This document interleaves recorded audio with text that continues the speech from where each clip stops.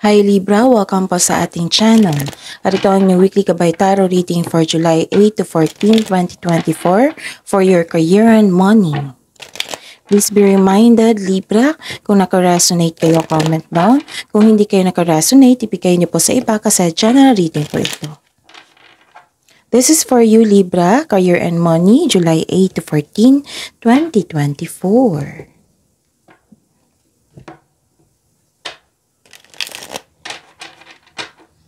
Gamitin ang reading na ito bilang gabay lamang.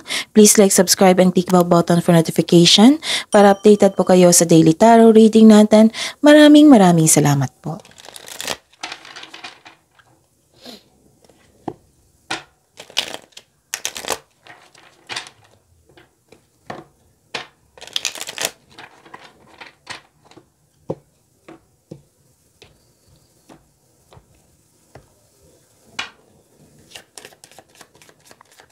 Spirits Guide, I need 3 cards po. Ganap sa career and money ni Libra ngayon July 8 to 14, 2024.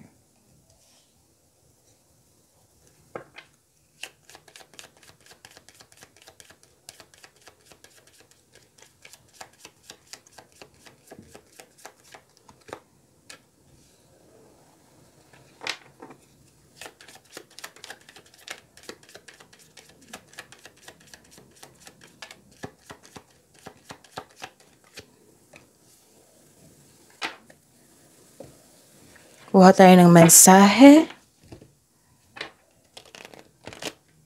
Oops. Saglit lang po. Okay. Spirits Guide, mensahe niyo po para kay Libra sa career and money nila ngayong July 8 to 14, 2024. I need 2 cards po.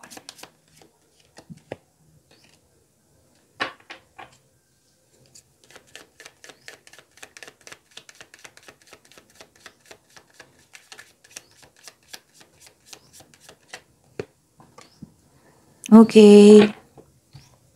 Libra. May nakita ko dito na nag-self-study kayo. Pwedeng nag-aaral kayo ngayon, nagpa-enroll kayo ngayon. Basta, pwedeng nagre-research din kayo sa social media, sa internet po, sa Google. Oo, nag-research kayo para may malaman kayong kaalaman, knowledge, para may matutunan kayo. Pwede din na nagbigay ito ng clarity sa inyo at sa kaka-research nyo, sa kakasuri nyo, may nalaman kayong sikreto. And pwede din nagbasa kayo ng literal na libro or document, basta para may malaman kayo. Okay? May nakita ko dito na isang lalaki na nagbigay sa iyo ng happiness or maaring nagbigay ng sakit ng ulo sa inyo. May nakita rin akong union. Oo. Nagkaroon na agreement. This is your career and money, right? So, may nakita kong signing of contract dito. Kasi may sundin kayong batas eh. Nagkaroon kayo ng agreement, commitment, promises, ganun. So, this is all about contract, binding contract. Nagkaroon ng agreement. Okay? This is offer po, opportunity. Yes, Libra. And ang message pa para sa inyo, pay attention to things that are important to ensure wealth. Be farsighted and alert. So, focus kayo sa inyong career and money na magbigay sa iyo ng kasaganahan. Okay? And mind power. Use your intelligence, analyze data logic, and think rationally. Lead with your mind. So, some of you talaga self-study ngayon. Okay? Spirits Guide, ano po ang energy ni Libra ngayong July 8 to 14, 2024 sa career and money nila? Libra.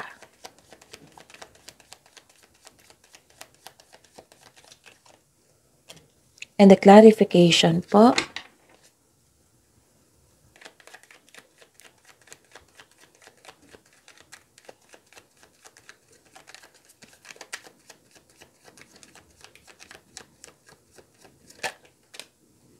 Okay.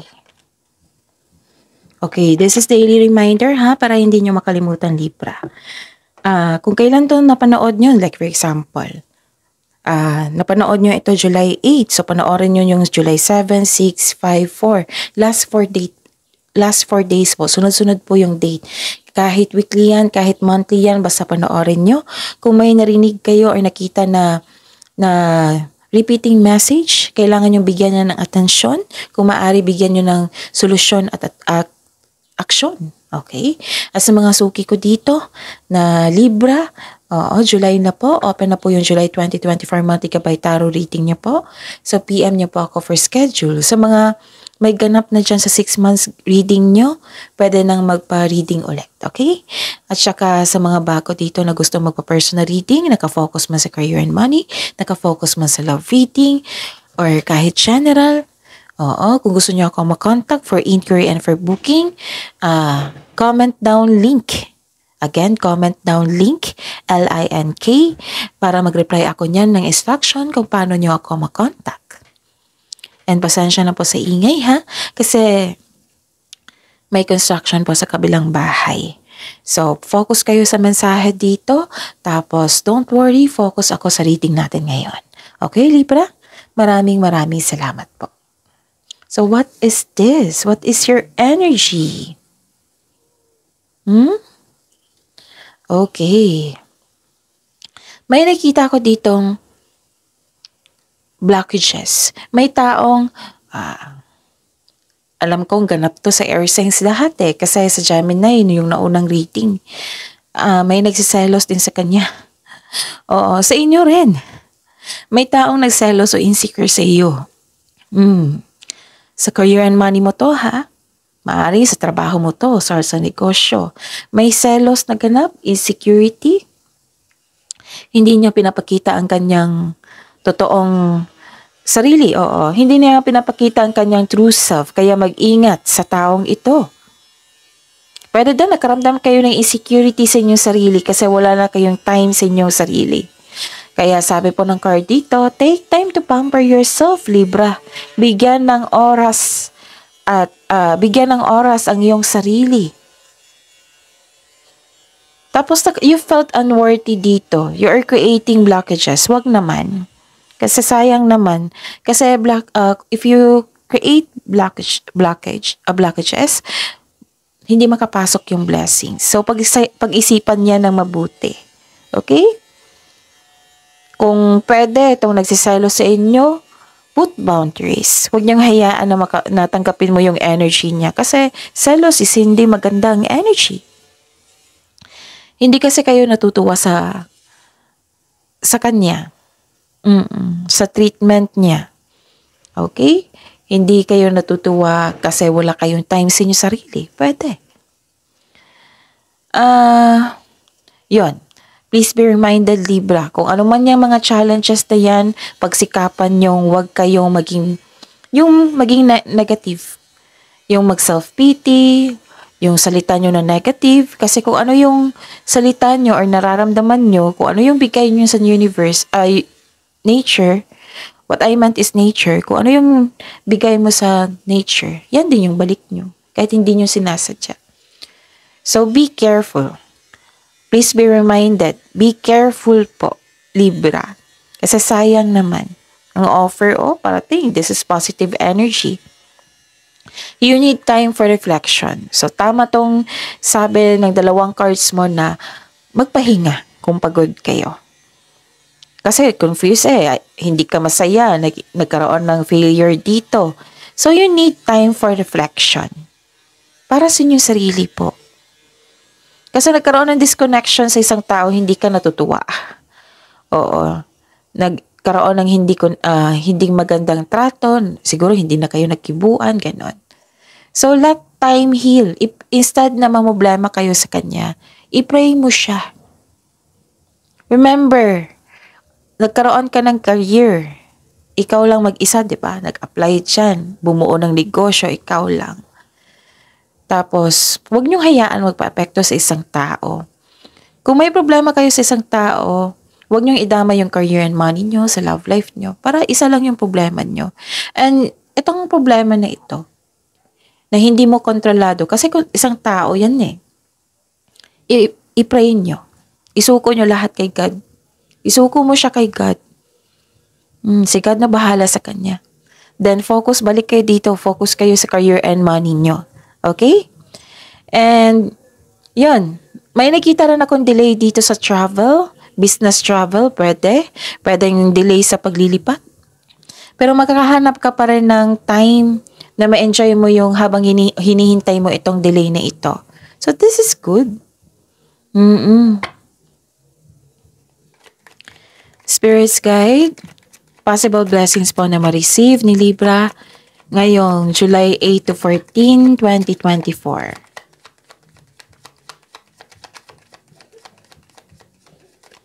Sa career and money nila. And the clarification of this card po.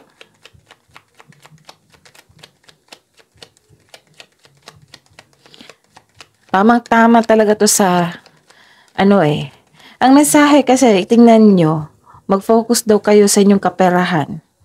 Anong ibig sabihin yan? Huwag kayong mag-focus sa taong nagsiselos sa inyo. Problema niya yan. Hindi mo problema yan. Okay? Pag-isipan niya na mabuti, andyan kayo para kumita, para sa development nyo. Hindi kayo andyan para maapektuhan ng isang tao na may problema sa kanyang sarili. Pag-isipan talaga yan mabuti. Kasi it's just a waste of time. Problema niya yan eh. Nagkaroon ng disbalance. So, naapektuhan talaga kayo. Tinanggap mo yung energy niya. So, anong gawin natin? Wala na tayong magagawa niyan eh kasi naapektuhan kayo. Right? So, ang gagawin nyo is isuko nyo. Lahat ng worries nyo kay God, isumbong nyo lahat. Pati siya, isumbong mo siya. Tapos, isuko nyo lahat kay God. And hingi kayo ng divine assistance. You need to move forward. Sayang naman ang yung offer dito. Okay? Tapos, yun nga na hindi ka komportable kasi nagkaroon ng disconnection sa isang tao. O nagkaroon ng conflict of interest. Nagkaroon ka din ng impatience dito. Okay? Tatlong card na po nagsabi dito na may disconnection sa isang tao. Regarding sa career and money nyo to, ha? Pwede din, nag-struggle ka, yung na-trap ka sa nakaraan sa mga naganap na. So, ang advice ng card dito, try to look what you need now in the present. You are guided to find peace. Remember, Libra, sabi po ng card dito, you are divinely guided. May magbibigay ito ng sign sa inyo. Na maaring may dumating sa inyo. Kasi, kung ma-overcome nyo itong blockages na ito, may ibibigay ang universe sa inyo ng tulong. Pwedeng ipadaan niya ito sa isang tao para makatulong sa inyong struggle ngayon. Basta surrender lang po. Isuko nyo lahat yung nararamdaman mo. Kailangan yung i-process yan. Surrender, embrace, surrender, let go, and move forward. Kasi ang kasunod niyan is healing. Okay? At habaan po ang pasensya. Sabi po ng card dito. Okay? So, hindi ibig sabihin na apektuhan na kayo, dyan na lang kayo. Kailangan na move forward pa rin. Isipin nyo yung mga advice ko dati. Isipin nyo yung advice kanina dito na hindi kayo andyan para sumalo sa problema ng isang tao. Andyan kayo para sa self-development nyo at magkaroon ng pera, right? Tapos nakikita ko dito na nakadisconnect daw kayo sa inyong intuition. Kung gusto nyo malaman kung paano mag-connect sa inyong intuition, panoorin nyo yung May 17, 18, or 19. Kasi nag-discuss ako doon. Nag-overthink kayo naapektuhan kayo. So, how to stop overthinking? Yung paulit-ulit na hiniisip nyo, bigyan nyo ng solusyon yan. Kung hindi kayo makapagbigay ng solusyon, then stop muna. Change the channel. And research kayo sa Google kung ano yung mindfulness skills. Okay? Alamin nyo para makalabas kayo. Okay? Bigyan nyo ng solusyon. Kung hindi kaya, then time for reflection. Schedule kayo ng time for reflection. Kasi overthinking can steal your happiness. The opportunities. Opportunity.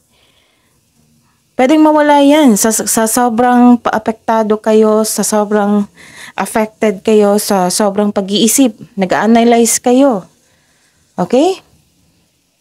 May nangyari pero ayaw mong alamin. Ini-ignore mo. Siguro ayaw mo ng gulo. Siguro ayaw mo na ng problema. Ganon. So, if I were you, kung hindi pa ito nangyari, if I were you, pag-isipan niya na mabuti. Kung deserve ba ng taong ito na maapektuhan kayo. Right? Andyan kayo para magtrabaho, kumita at pagkaroon ng self-growth. Okay? Challenges po na ma-overcome, Spirit's Guide. Challenges po na ma-overcome ni Libra. Okay? Challenges na ma-overcome sa career and money nila. Hindi ibig sabihin na apektuhan kayo, dyan na lang kayo. Move forward.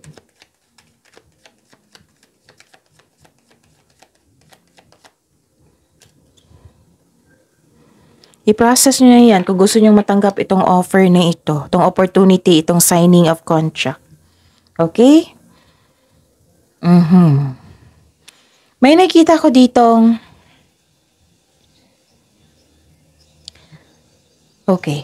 May nakita ko ditong challenge sa inyong kasamahan.